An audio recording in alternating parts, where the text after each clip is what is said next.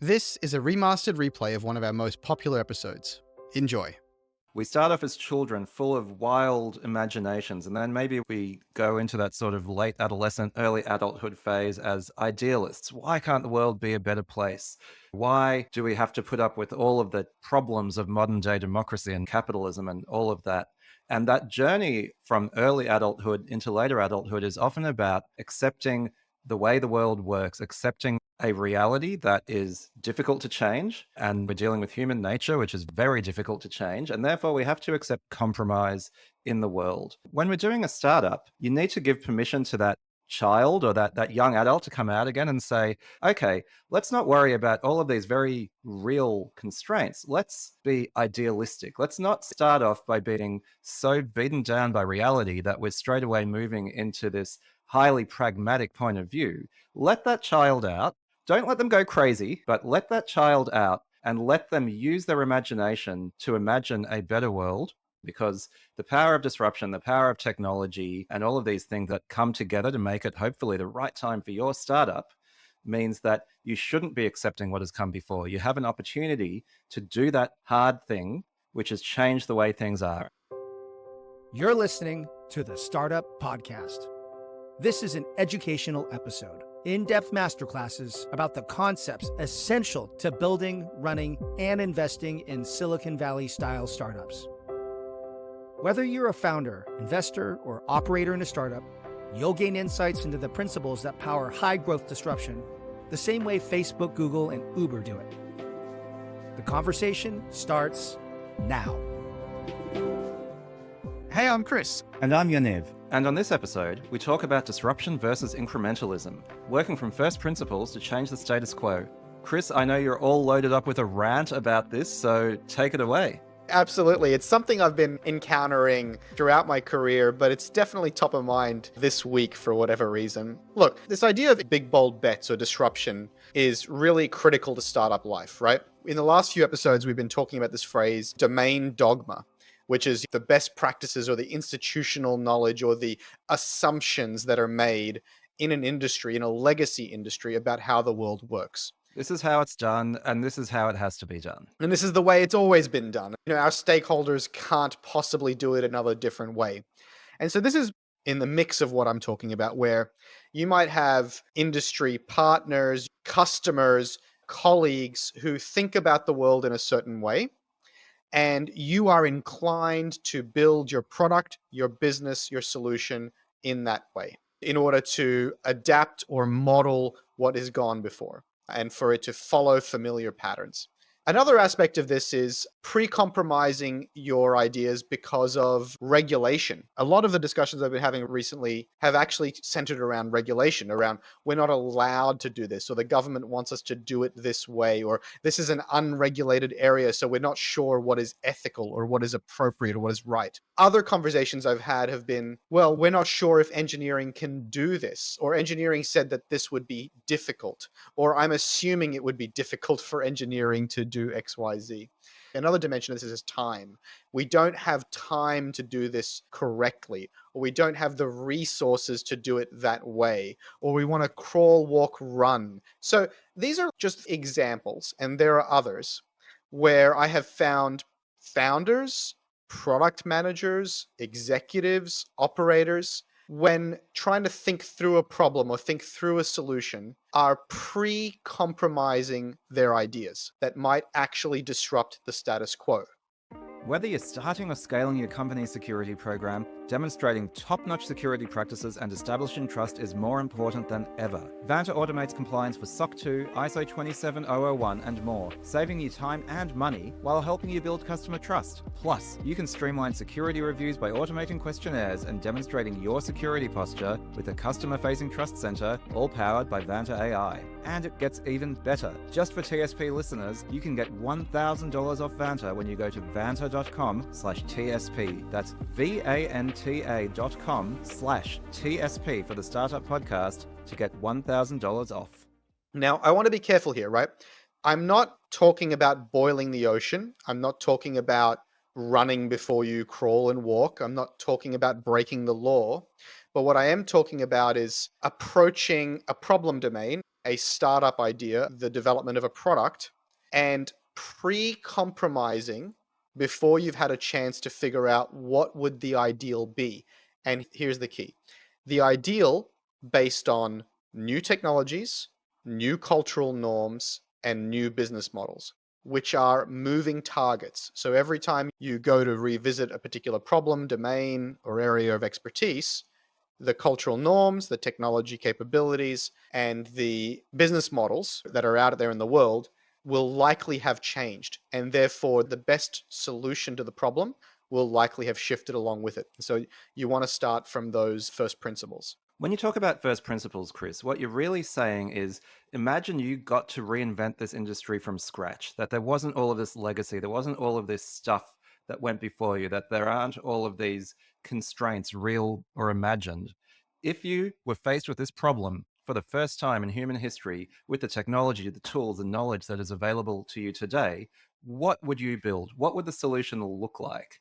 And not to constrain yourself by being bound to all of this history and this legacy, because when we talk about technology and technology startups, and we talk about this term disruption, we know which has a bit of a technical meaning, but also just the sort of more colloquial meaning of taking existing industries and really turning them on their heads. You're not going to achieve that by doing too much of what has just gone before. The hint is in the name, right? Disruption. Who are you disrupting? What legacy thinking are you disrupting? What status quo are you disrupting? And so the episode today is really about saying and giving everybody permission in the audience to say, put all of that aside. Start from a blank piece of paper. What is the most delightful, comprehensive, or easy to use answer to this pain or problem in the world? Design that from those first principles and those new conditions, those new technologies, new business models, and new cultural norms. And the answer will often surprise you if you do this process correctly. When you think about the human life cycle, right? We start off as children full of wild imaginations, and then maybe we go into that sort of late adolescent, early adulthood phase as idealists. Why can't the world be a better place? Why do we have to put up with all of the problems of modern day democracy and capitalism and all of that? And that journey from early adulthood into later adulthood is often about accepting the way the world works, accepting a reality that is difficult to change. And we're dealing with human nature, which is very difficult to change. And therefore, we have to accept compromise in the world. And that is true. But I think nearly what you're saying, Chris, is when we're doing a startup, you need to give permission to that child or that young adult to come out again and say, okay, let's not worry about all of these very real constraints. Let's be idealistic. Let's not start off by being so beaten down by reality that we're straight away moving into this highly pragmatic point of view. Let that child out. Don't let them go crazy. And we'll talk about that in a moment, because like I said, a lot of these constraints are real, but let that child out and let them use their imagination to imagine a better world, because the power of disruption, the power of technology, and all of these things that come together to make it hopefully the right time for your startup means that you shouldn't be accepting what has come before. You have an opportunity to do that hard thing, which has changed the way things are. And it is a hard thing. And anybody who talks about startups talks about the fact that startups are hard and that often they don't succeed. But if you are not aiming to do this hard thing of change the way things are in a meaningful way, then you are not the type of tech-enabled, venture-backable startup that we're really talking about in this show. So let that child out. If you're not thinking this way, then almost by definition, you're being an incrementalist. You are digitizing legacy processes. You're taking it from being a piece of paper to being a digital form. And that is not disruption. That is digitization. That is not the function of a product manager. That is not the function of a startup. And that's not the function of a good executive at a large company. Maybe it's worth giving some good examples here of what digitization looks like versus disruption. I'll go back to Uber, right? An example of digitization in the world of taxi or cars as a service is, how do we help the call center at a taxi company take more calls more efficiently and to dispatch those taxis to riders? And so what you're doing is you're making the process that those human beings do, which is to take a call, take the details down, and dispatch the request off to a car. And by the way, to a car with $100,000 of custom equipment, right? Tracking, meters, cages, branding. That is the incremental solution, is to figure out how to digitize that call center. And there are many, many founders who I meet both inside and outside of Silicon Valley who are essentially building this B2B digitization solution. How do we help that call center operate more efficiently? How do we help the DVD rental business run more effectively? Disruption is to say, you know what? The call center doesn't exist. It's not necessary. The meter in the taxi shouldn't exist. It's not necessary. Turn it into an app and connect the rider and the driver directly through the smartphone. What changed? The technology changed. You now have a supercomputer with a GPS and connectivity in your pocket. What changed? The cultural norm. People are willing to get into cars with strangers and allow trust to be mediated by algorithms instead of by companies. What changed? The business model of on-demand marketplaces instead of employees. The cultural norm changed, the technology changed, and the business model changed, which allowed somebody like Garrett and Travis to rethink the business from the ground up, creating a much, much more magical experience. Now, the same thing could be applied to Netflix. You could go build a DVD rental CRM for Blockbuster, or you can throw Blockbuster out and create a DVD rental mail order business because you can create a direct to customer experience with the web, with Facebook ads, with direct to consumer marketing, on and on and on. Let me be the devil's advocate here. You have implicitly conflated disruption with the ability to be a very successful startup. And a company that really, in my view, is mostly just doing digitization and has been very successful at it is DocuSign. They have literally taken paper contracts and put them on the internet. And I just checked the DocuSign stock price, despite being down over 50% this year, is still just a smidge under 10 billion US dollars. So by all means, a very successful company who I don't believe have been disruptive so much as they have digitized a painful paper process and realized significant efficiencies along the way. So I guess my pushback and my challenge to this idea is not that it is fundamentally invalid to say you should be thinking big, you should be thinking about how to disrupt an existing industry, but it is not a strict prerequisite to being a fast-growing tech-enabled startup to be disruptive in the way that you're describing. You're right. The examples I've given are very consumer heavy and they're very fundamental shifts in the way people interact with businesses. And you're right that there are many very successful businesses who have been much more incremental. Yeah, we can't rule out that whole class of startup and that whole class of opportunity. But I can almost guarantee you that there have been other startups in the document signing space and that there were people along DocuSign's journey who had a much more incremental view than what actually DocuSign built. There may have been people along the way who said, well, that's not possible because a large number of institutions need to see ink on paper. That's not possible because you need a stylist to be able to sign. Just writing your name and generating a script is not possible. That's not the way it works. That's not what the regulation allows. There will be examples like that along the way where DocuSign said, I don't care what the status quo is. I don't care what banks need right now. I don't care what regulation says. We think that the future is digital ink and the future is check a box, click OK, and that is sufficient proof of consent. And we believe the world will move to meet us there. And so now, guess what? Thanks to the pandemic, my bank has moved from accepting only ink on paper to accepting DocuSign. Miracle of miracles, right? And so the world will move with you. Even in this case of DocuSign, which feels like an incremental change, I think is actually maybe a bit more radical than it appears on the surface.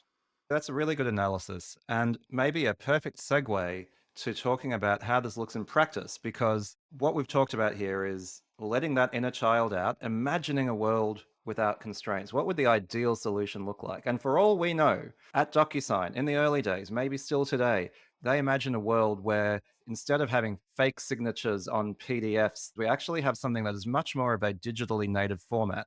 But they have succeeded in market, perhaps due to various real constraints, with something that looks more incremental. So now you've imagined this incredible world without constraints, but The world is full of constraints, regulations and laws that might get in your way, the capacity of your engineering, the amount of funding you have, the laws of physics. There are various constraints that will get in the way of you being able to just wave your magic wand and realize that beautiful vision of reality. The magic here is to say that you should start with this beautiful vision of what is the perfect solution, and then thoughtfully layer in the constraints and understand when to challenge them, when to defer them, when to accept them. And I think that's where the art and perhaps the science is as well. You don't want to be tilting at windmills and ideating forever. You don't want to be creating science fiction that is not connected to reality. And you don't want to be trying to boil the ocean because you'll just be forever there trying to build this ideal state. So if you listen carefully, what I said was start with the ideal and then compromise as little as possible. That's the second part of the sentence. So as you started to allude to, Yanev, you want to feather in these constraints carefully. And along the way, you want to throw out imagined constraints because they're just imagined, they're not real. You want to pressure test the constraints that remain. And then you want to carefully, very carefully accept the constraints that are real.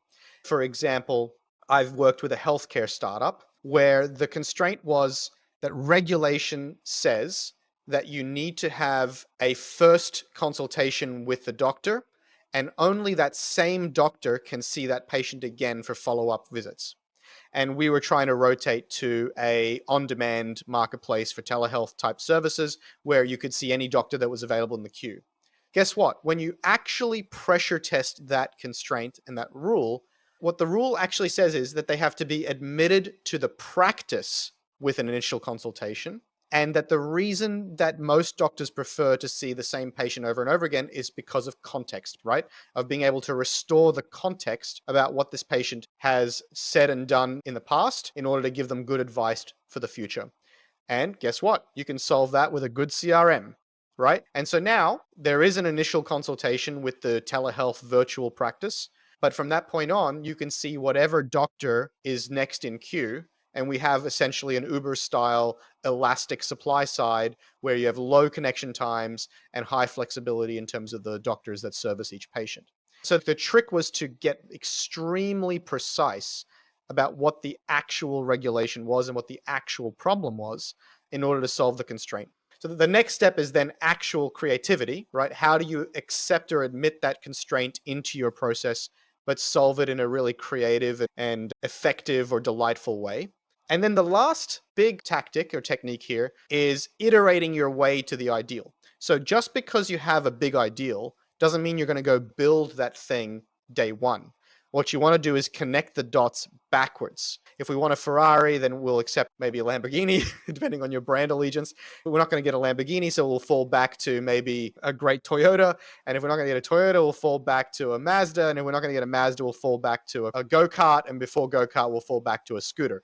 And so you work your way back to the lightest, simplest form of transportation. But at all times, you're guiding the business, you're guiding the product, you're guiding the outcome towards that Ferrari. But you want to crawl, walk, run always in the right direction towards your goal, not crawl left, walk right, run backwards.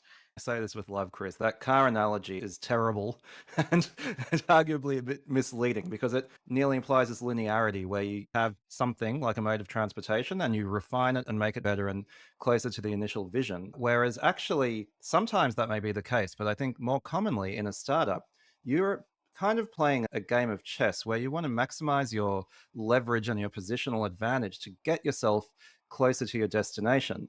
And we've already started using the example of Uber, and you know the history better than I do, but I know that Uber started with black cars, right? So they didn't say, hey, let's have a ride hailing service that is peer to peer for getting into strangers' cars. No, they said, let's start with high quality livery service and solve one problem first. And that is the problem of on demand bookings. Once we've built that leverage, we've built that market.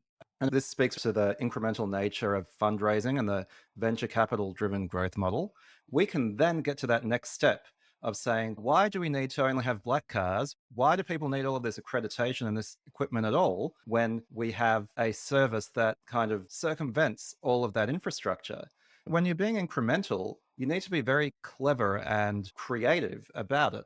We talked about working backwards, which not coincidentally at all is the title of one of my favorite books about how Amazon works internally. You want to start with that shining city on the hill, that Ferrari. But the question of how do you get to Ferrari isn't necessarily scooter, Toyota, Mazda, Lamborghini, whatever.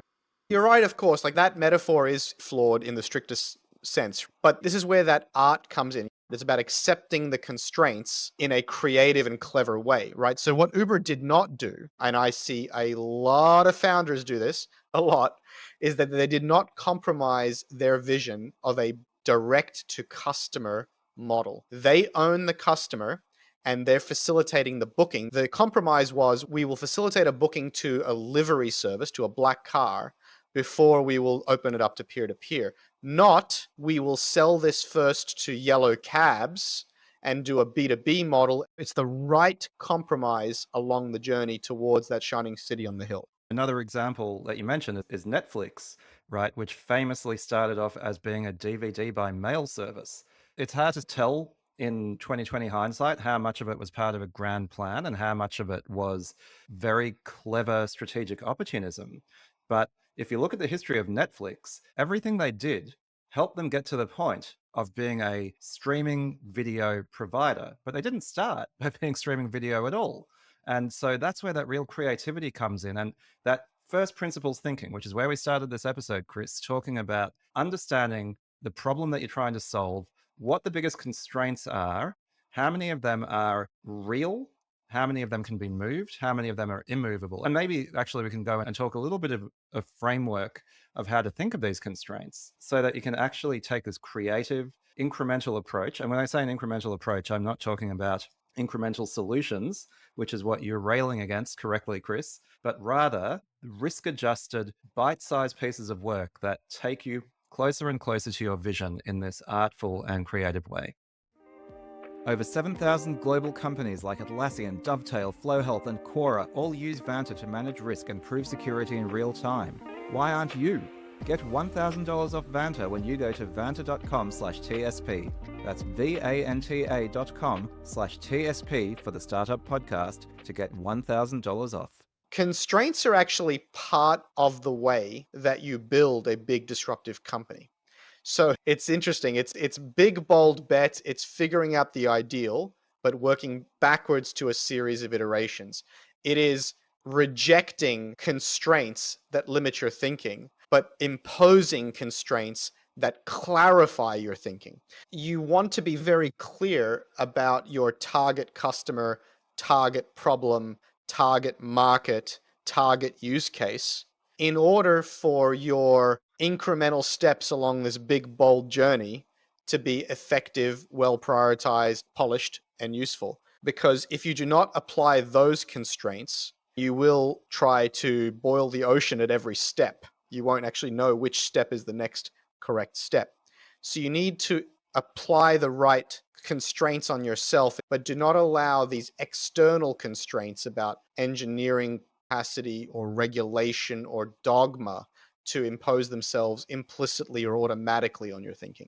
You use the term internal constraints, which was exactly where I was going to go. I think what we're talking about here is the big difference between internal constraints, which is really about having discipline and focus, which is critical to any startup. We've talked about it before.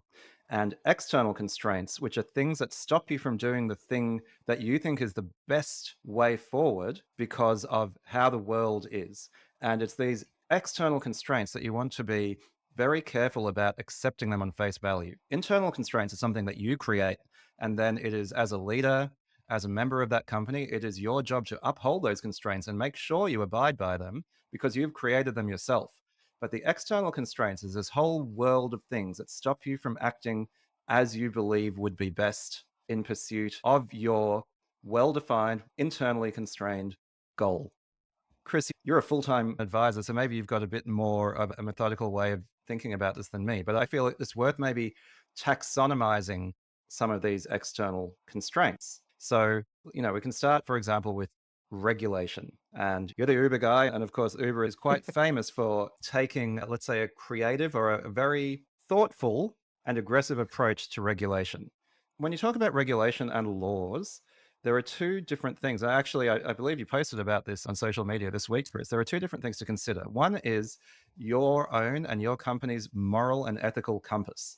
You should always act morally and ethically, and you shouldn't do things that you think are bad for the world, bad for society, bad for humanity. If you think that way, I don't really want to know you. You should be thinking genuinely that you're trying to do something good.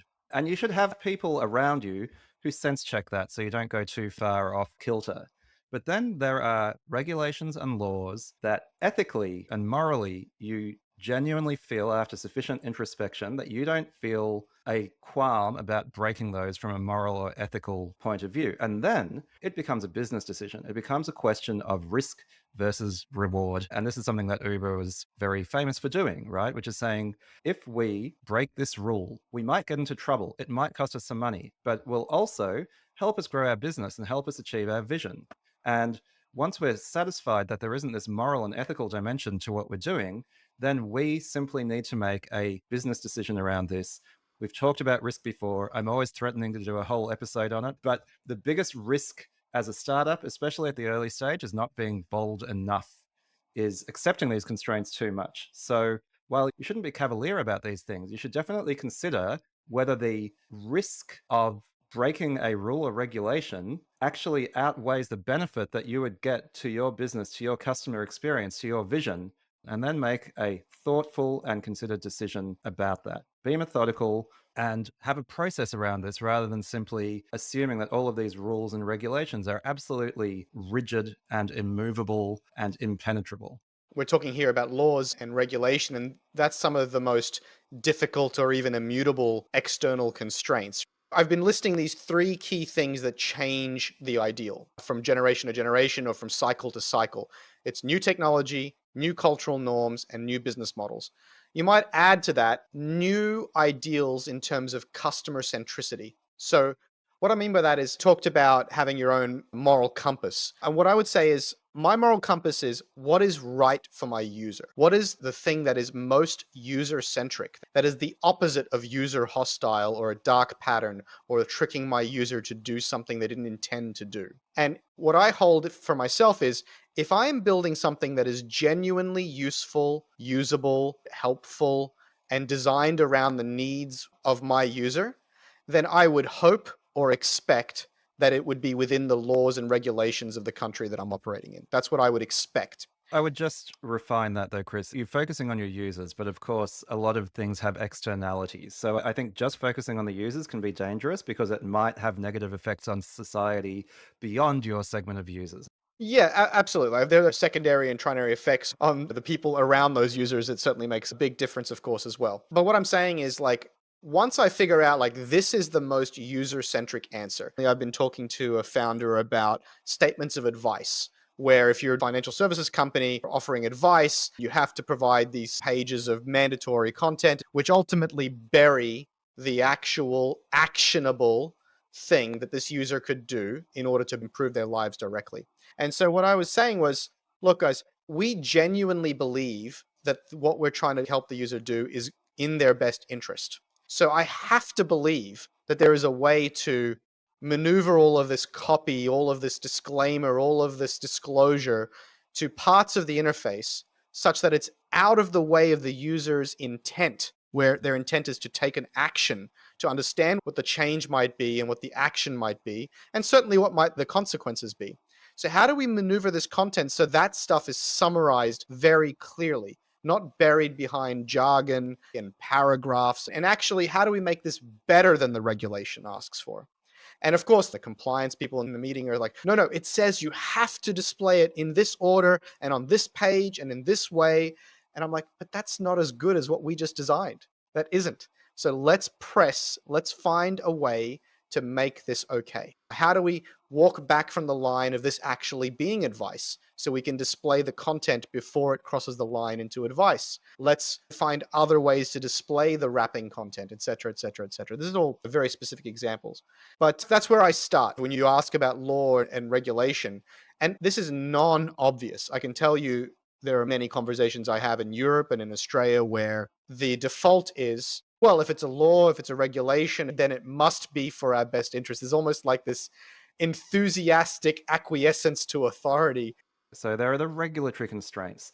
There are the this is how we've always done it constraints. You could call it the legacy constraints, right? Which are possibly the easiest ones to move, right? An industry has evolved in a particular way. And most ways of doing things have a strong element of what's called path dependency, meaning that because of accidents of history, because of the specific order in which things happen, because of who happened to be a global superpower in the 17th century and goodness knows what else, things are the way they are because of history. There is no immutable law of the universe that says that they must be that way.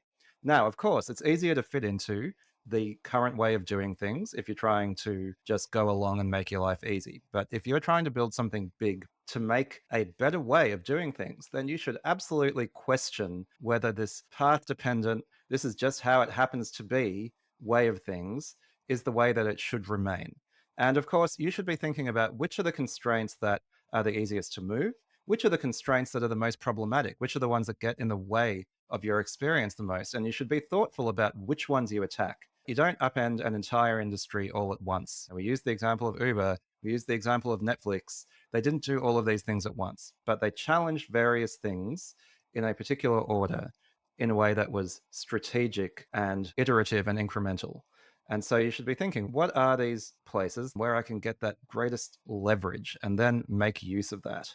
In the case of Netflix, it was actually late fees. If you read all the histories of Netflix, they say the big problem that they were solving was Blockbuster, which was near monopoly in the US at the time, made most of their money from late fees, and customers hated that. But the industry wisdom was this is just how it is. The economics of this thing means that you have to charge late fees or it just won't work. And Netflix were basically very early on, they were like, we're going to build a service that doesn't have any late fees. There are many dots between a service that doesn't have any late fees and the Netflix we see today. This applies not just to products and not just to business models, but also I've seen it take place in contract design. How do you standardize contracts? How do you come up with an idealized, reusable contract? How do you come up with a standardized, idealized support pathway, an onboarding pathway, and all of this stuff that you experience day to day? How do you figure out the ideal and then work backwards from there? And then ultimately and hopefully disrupt some aspect of the world and make it just that little bit better. Yeah. And now returning to this taxonomy I'm trying to put together of different types of constraints, and this is things we've talked about. I guess I would call this the it's too hard constraint, right? When Chris, you talk about, oh, we're not even going to take this to our engineers, they won't be able to build it. The technology, the state of the art is not good enough. It's going to be too expensive for us to go into this market to launch this sort of campaign. Anything like that. It's too hard or it's too expensive. It is a type of constraint that needs to be challenged. Now, of course, many times it's true, right? And one of the secrets of a startup is you need to be frugal, you need to be focused. We've talked about these internal constraints. Marty Kagan, he's actually very good at this. When he talks about involving engineers in the planning process, it is not so that they can straight away say, no, that's too hard, although engineers have been known to do that. But if you have a proper empowered product team with proper empowered engineers, they're the ones who can think creatively on the technology side and think of a way that is possible, a way that is achievable, that is cost effective, that maybe without their insight brought to bear on that product problem, you never would have seen. And so what you really need to look at here is, sure, you need to accept that some things are going to be too hard and some things are going to be too expensive, but make sure that you are not jumping at shadows, that you are really considering what your options are and bringing that full force of creativity and lateral thinking and innovation to that problem to see if there is a way with these constraints you have, with your budget, with the size of your engineering team, in order to be able to still pull off that thing that you're really trying to achieve. I can't tell you how many times I've seen that question asked. Can engineering do that, or is that possible when it's really easy stuff? So we're not talking about hard tech here. We're not talking about inventing AI models. We're talking about relatively simple SaaS products. And most of this stuff is absolutely possible and not actually that hard. I'm fond of joking, if Elon Musk can launch a rocket into space and have it flip over and land on its ass in the middle of the ocean, then we can make that button do that thing. It's not rocket science, eh, Chris? It is literally not rocket science. That is definitely one of those constraints. You certainly need to check in with your engineers, and they can certainly come up with a lot of creative stuff, but it really comes down to a cost versus deliverable question most of the time. And you need to get creative about thinly slicing your iterations to get from here to there without compromising on the wrong things. If you have one takeaway from this episode, it's really go back to your thought process when it comes to engaging with the problems that you're trying to solve everywhere across your business, and really ask yourself, are these constraints real? Is there a nuance that we can unpack? Are they a constraint of time or resources? And can we split these into more simple iterative steps? And how can we ultimately get creative so that we can crawl, walk, run, iterate our way towards that shining city on that hill, to that ideal, to that Ferrari, to the ultimate destination, which is, more often than not, if you're talking about a Silicon Valley high-growth startup, disrupting some fundamental aspect of the world, disrupting that status quo. Make those constraints work for their status. Don't assume they're real. Give them a good hard shove and see if they might just fall over or vanish in a puff of smoke. Don't respect the constraints too much.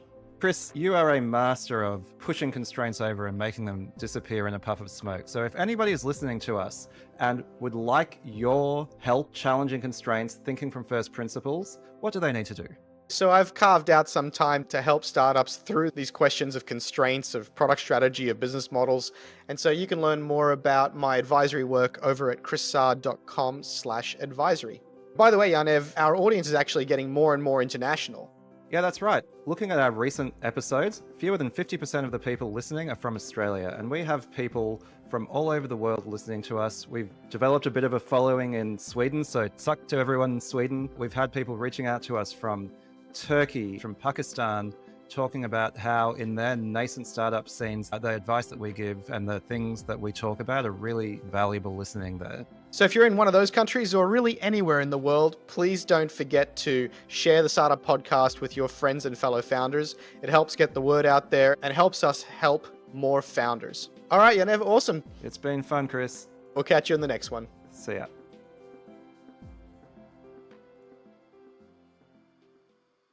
Today's episode of the Startup Podcast was brought to you by Vanta. Vanta automates compliance for SOC 2, ISO 27001, and more, saving you time and money while helping you build customer trust. Plus, you can streamline security reviews by automating questionnaires and demonstrating your security posture with a customer-facing trust center, all powered by Vanta AI. Over 7,000 global companies already use Vanta. Why don't you? Get $1,000 off Vanta when you go to vanta.com/TSP. That's VANTA.com/TSP for the Startup Podcast to get $1,000 off.